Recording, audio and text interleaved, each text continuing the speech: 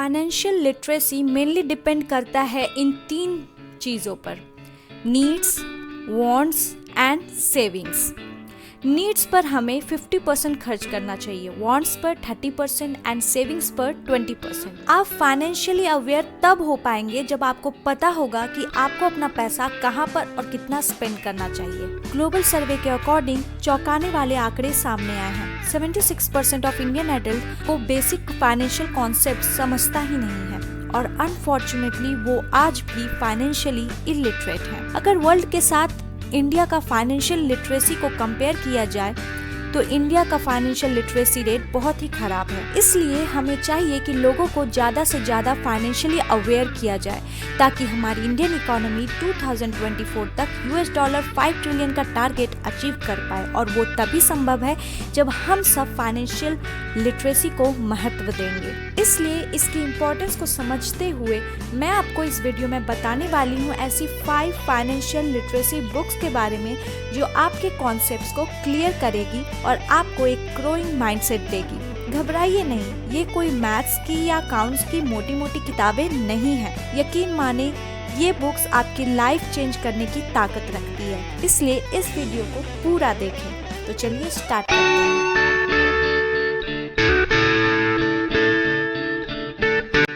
Number 1 book rich dad poor dad.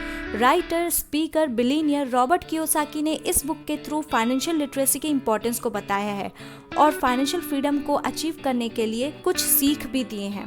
तो आज हम उन्हीं लर्निंग्स के बारे में जानेंगे। Rich don't work for money, they make the money work for them. ये लेसन हमें सिखलाना चाहता है कि मनी कैसे काम करता है ताकि हम मनी को अपने लिए काम करवाएं। ये लेसन हमें उस ट्रैप से बचाना सिखाता है जिसमें हम खुद को एक्सप्लॉइट करते हैं।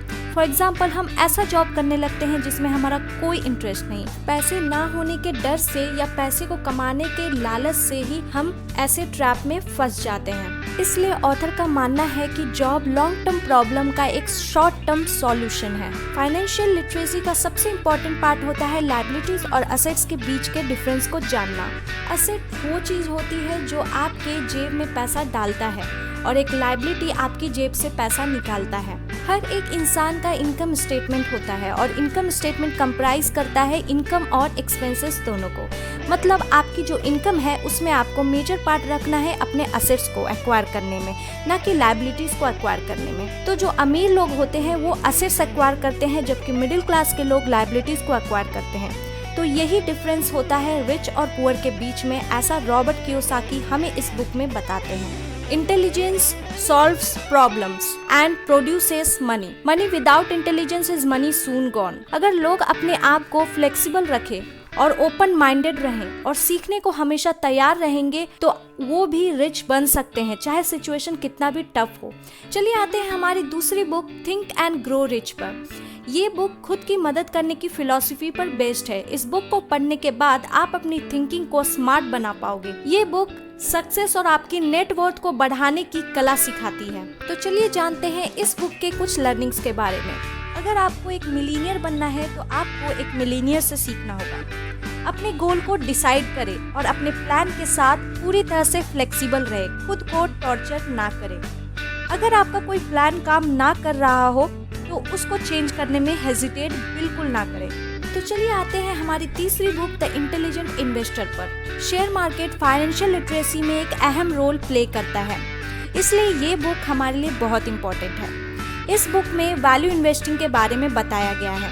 ये बुक हमें फाइनेंस और इन्वेस्टमेंट के बारे में सिखलाती है। इस बुक से हम सीखते हैं कि स्टॉक को एनालाइज करते समय लालच और डर जैसे इमोशन को अपने ऊपर हावी नहीं होने देना चाहिए। हमें हमेशा कंपनीज के ट्रू वैल्यू पर बिलीव करना चाहिए, ना कि मीडिया के हाइप पर। खुद को बिग लॉसेस से बचाने के लिए हमें अपने पोर्टफोलियो को डाइवर्सिफाई करना चाहिए। मतलब एक सिंगल पोर्टफोलियो में डिफरेंट इन्वेस्टमेंट्स को मैनेज करना चाहिए। इससे हम रिस्क से भी बच जाते हैं और हमें हायर रिटर्न भी मिल पाता है। अब आते हैं हमारे fourth book the richest man in Babylon. ये बुक बहुत ही इंटरेस्टिंग है और बहुत ही इजी है। ये रिवील करता है सक्सेस सीक्रेट को जो आपको एक पर्सनल वेल्थ देता है। इसके कुछ इजी टिप्स हैं जो इस प्रकार है। Keep 10% of your earnings for yourself, invest the money you save, advice is free, take advice from the experts of their field. हमारा लास्ट बुक है stop acting rich.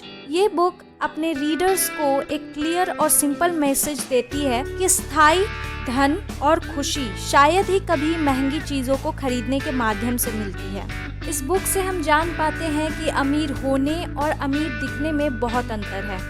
Wealthy people अपने पैसे का इन्वेस्टमेंट करते हैं ताकि वे अपने लॉन्ग टर्म लक्ष्यों को पूरा कर सकें।